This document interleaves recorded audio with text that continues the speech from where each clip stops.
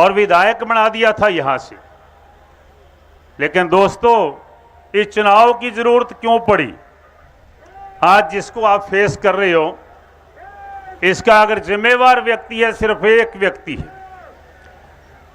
सरकार बने 2 वर्ष हुए और इन 2 वर्षों में भारतीय जनता पार्टी और जननायक जनता पार्टी की सरकार ने अपनी तरफ से भरपूर प्रयास किए, विकास के मामले में प्रयास किए, आपकी बेहतरी बहबूदी हो, बच्चों को रोजगार मिले, उसके लिए प्रयास किए।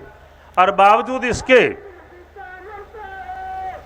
कि एक कोविड की महामारी, कोरोना महामारी का भी सामना पूरे देश ने करने के लिए मजबूर रहा, और भी बहुत सारे कारण रहे।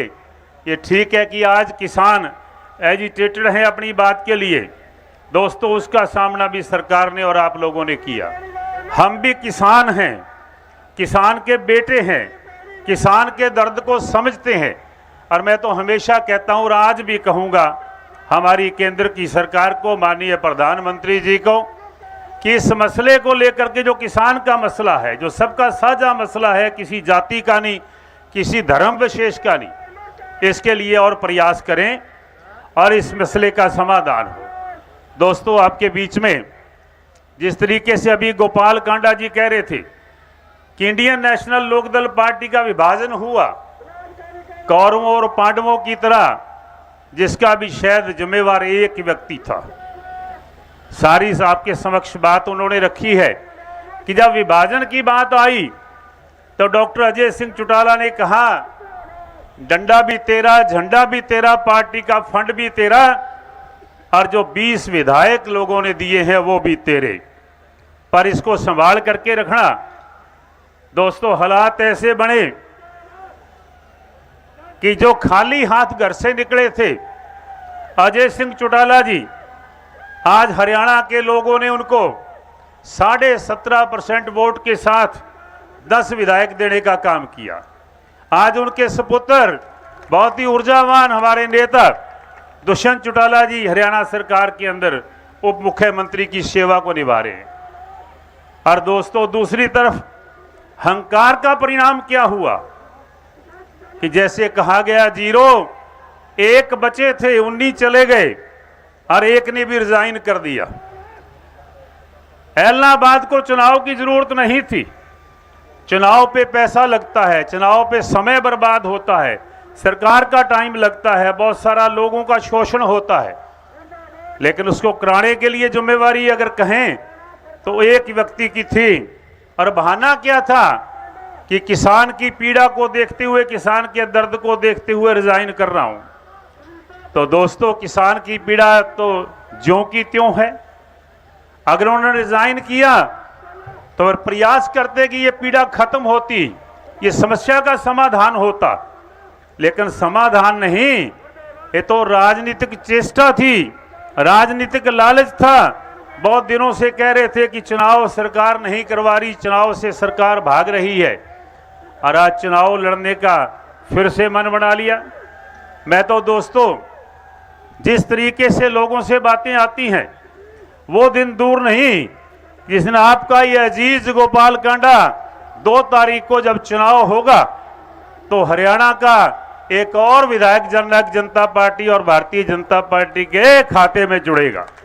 मैं अभी से बधाई देता हूं भाई को और आप लोगों को भी। जैसे कहा गया कि हंकार जो है, जिसने घर को दो फाड़ कर दिया, 2 भाइयों को अलग अलग कर दिया, और कहा गया कि रावण का अहंकार भी नहीं रहा था। सो दोस्तों, इस अहंकार को तो नेचर खत्म करती है, परमात्मा खत्म करता है। अंदर खाते लोगों को पता है कि क्या क्या लोगों को झेलना पड़ा, कैसी कैसी बातें इलाहाबाद के लोगों को सुननी पड़ी। आज उन सभी चीजों का हिसाब इलाहाबाद के लोग करेंगे। मैं तो आपसे ये कहना चाहता हूं, जितने भी सम्मानित साथी सामने बैठे हैं, कि दोस्तों 3 वर्ष पूरे सरकार के बाकी हैं। आप उस सरकार के हिस्सेदार बनोगे और दोस्तों अपना विकास करवाने का, इलाहाबाद का विकास करवाने का काम करेंगे। जहां रुका हुआ विकास था, ये ठीक है कि बहन सुनीता दुग्गल जी ने जैसे कहा, उन्होंने अनथक प्रयास किए और अपने सांसद निधि से आप लोगों की जितनी भी समस्याएं थी उनको दूर करने का प्रयास किया। लेकिन 3 वर्ष बहुत समय होता है। मैं उम्मीद करता हूं कि एलनाबाद की बहुत ही आदरणीय सम्मानित जनता, सम्मानित साथी, क्षत्रिय बिरादरी मिलकर के आप लोग अपने सहजीज को, गोविंद कांडा जी को यहां से जिता करके भेजने का काम करेंगे और सरकार में हिस्सेदार बन करके आप लोग अपने एलनाबाद का विकास करवाएंगे। जहां खेती खुशहाल होगी, यहाँ का किसान खुशहाल होगा, यहाँ का व्यापारी खुशहाल होगा। हमारे नौजवान पढ़े लिखे बच्चों को, जैसे कि सरकार ने निर्णय लिया है कि प्राइवेट सेक्टर की जितनी भी नौकरियां हैं उनके अंदर हरियाणा के नौजवान पढ़े लिखे बच्चों को 75% उनके लिए रिजर्व करवाने का काम हरियाणा सरकार ने किया है। उनको लाभ लेने का अवसर प्रदान करेंगे।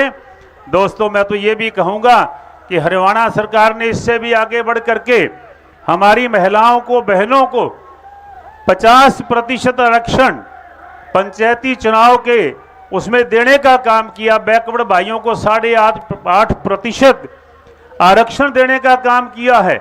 वहीं हमारी पढ़ी लिखी बहनों को, महिलाओं को, जहां हमारे ये राशन के डिपो हैं उनमें हिस्सेदारी 30% देने का काम किया है।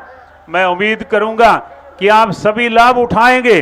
अपने भाई को, अपने अजीज को, अपने बेटे को यहां से एलनाबाद से विजयी बना करके, विधायक बना करके भेजने का काम करेंगे। आपका बहुत बहुत धन्यवाद।